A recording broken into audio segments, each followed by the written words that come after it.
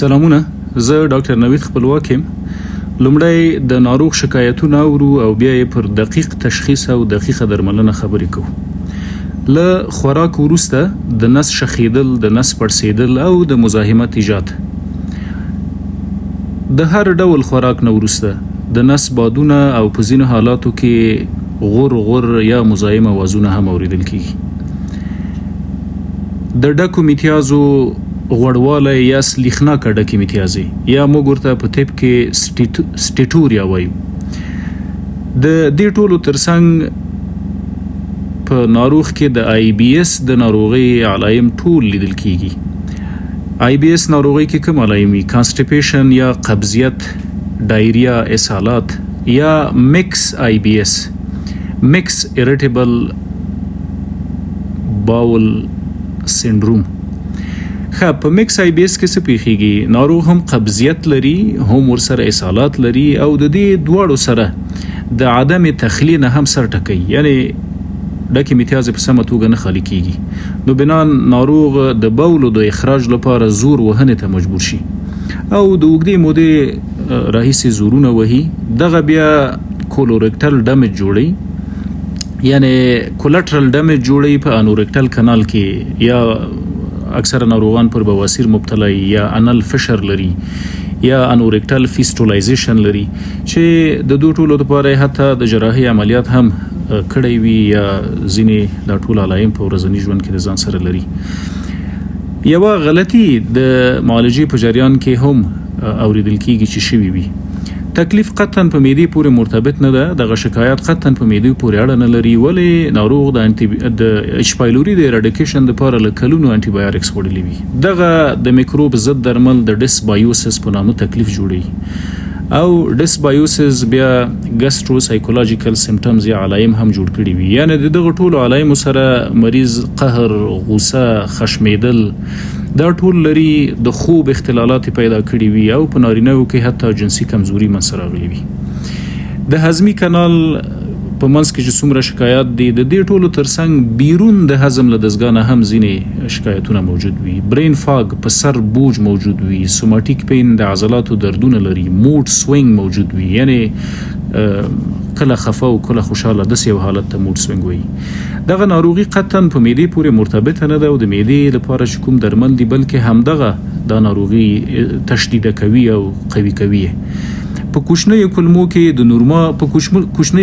کې د میکروبونو غیر نورماله وده یا سیبو یا سمال انټسټینل بکټیریل اوور گروث د دې ناروغي نوم ده، کوم چې تیر یاد شوي علایم جوړوي. ګورئ، په کوچنیو کولمو کې په نورمال ډول میکروبونه ژوند نشي کولی، ځکه د معدې تیزاب، د پنکریاز ترشحات او د صفرا کیسې ترشحات دا ټول راځي، هم خواړه هضموي او هم هلته میکروبونه وژني. سمال انټسټاین یا کوچنۍ کولمې یا وړې کولمې، دلته که چیرې میکروبونه زیات شي د سیبو په نامه ناروغي جوړوي. دغه میکروبونه له کومه کیږي؟ یا به له خولې له غذایي موادو سره راځي او یا له کولون یا غټو کولمې نه سویپ اپ کوي.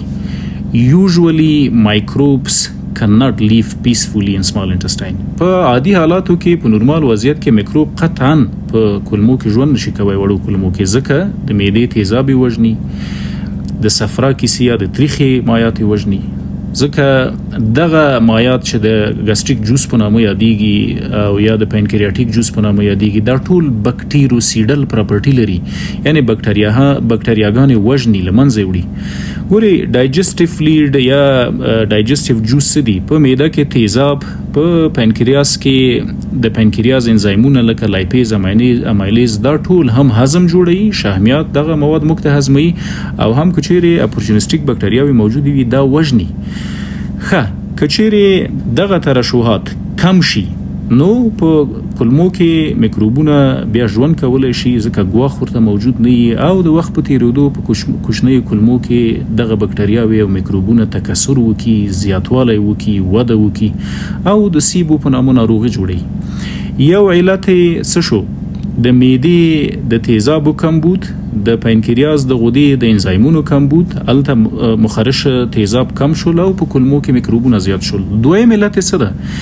په هضمي کانال کې خصوصا په کولمو کې د حرکاتو کمبود ډس موټیلیټي سندروم غټې کولمې د پریسټالسس په نامه موجي حرکات لري او په نتیجه کې ډکې امتیازې بهرني محیط ته وباسي. وړې کولمې د MMC یا مایګریټري موټر کمپلیکس په نامه یو مخصوص حرکت لري چې د هغې په ترڅ کې بیا د خپل مواد یا کایم غټو کولمو ته انتقالوي. که چیرې کوچنۍ کولمو کې دغه MMC حرکت په سمه توګه ونه شي نو میکروبونو ته بیا په کوچنیو کولمو کې ټغر اوار شي او هغه ځای کې دی بیا خپله وده کوي او پورته ذکر شوي ټول علایم جوړوي.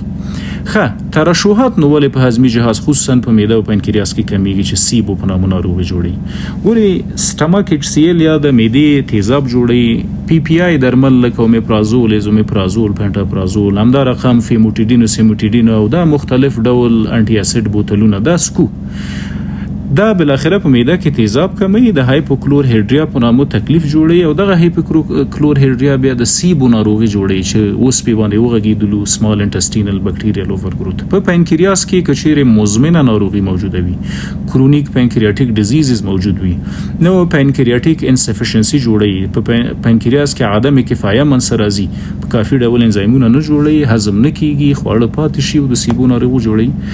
په ډیرو کمو حالاتو کې، په ډیرو نادرو حالاتو کې د معدې میکروب یا شپایلوري دا د معدې تیزاب راکم کی، معده تخریش کی، معده عفونی کی او د سیبو د لپاره لار جوړي. ولې په ټوله کې د معدې د کولمو د حرکاتو کمبود او د ترشحاتو کمبود په هضمي کانال کې د سیبو ناروغي ته لاره جوړي. ګوري حرکات ولې کمیږي یا ولې مختل کیږي؟ د ENS په نامه یو ډیر ظریف عصبي سیستم ده چې د مرکزی سیستم له دایرې لاندې کار کوي او د کولمو حرکات تنظیموي. کچېرې د هر ډول سټرس تر فشار لاندې راغی، کاغه فزیکی سټرس وو، کاغه ایموشنل یا سایکولوژیکل سټرس وو، په هضمي کانال کې حرکات کمیږي. کچېرې په هضمي کانال کې کومه جراحي شوي یا د اوږدې دپاره موږ انټي بایوټکس درمل کاروو نو په کوچنیو کولمو کې د میکروبونو وده زیاتوي او هغه ذکر شوي ټول علایم جوړوي. درملنه څنګه د سیبو ناروغي باید وکړو؟ علاج څه ده؟ اول ټول هغه کازټیو اجنټس یا علتونه باید متوقف کړو چې سیبو ناروغي جوړوي، لکه مختلف دغه د معدې کپسولونه، اومیپرازول، ایزومیپرازول، ډیکسلانساپروزول. بعضې خو له کلونو عادت وي سهار د خوبه راجګ شي یو دانه خوري. دا تیزاب کموي. تیزاب چې کم شول هضم هم کمیږي او د هضم د کمیدو ترڅنګ کوچنیو کولمو کې د میکروبونو لپاره زمینه فرصت مساعد شي او هغه تولید د مثل کوي، زیاتیږي، تکثر کوي او دا د نس پړسوب، بادونه او شخیدلو عدم اطراح منځ راولي. دویم کازټیو اجنټ څه ده په معالجه کې چې باید متوقف شي؟ ګوري انټي درمل افیکټیو نه دي. انټي نورمال میکروبونه وژني. نورمال میکروبونه پر ډایجسشن، هضم، ابزورپشن، جذب او ګټ ایواکویشن تخلیه کې لمک سره کومک کوي. نو له یوې خوا په سیبو کې د تخلیه او هضم نه کیږي، له بل خوا موږ انټي خورو نور هم د وضعیت خرابو. بنان PPI او انټي باید بند کو. راځو معالجې ته. ګوري هغه ټول خوراکي توکي باید بند کو چې د هضم او جذب اختلال منځ راولي او هغه مریض په خپله پیژني. خامه ترکاري د لسټین په نامه مواد لري، لسټین په سیبو کې نه زغمل کیږي. همدا رقم حبوبات، لوبیا، نخود، دال دا هم لسټین لري. نو د یوې مودې لنډې مودې دپاره باید بند کو. فرش سلاد یا تازه ترکاري هم لسټین په نامه مواد لري چې په سیبو کې کولمه د ناروغۍ سره مخ کوي. په پروکینیټیک او ډس سپازمولوډکس دواګانې کولی شي دا وضعیت ډېر ښه رامهار کړي. مننه.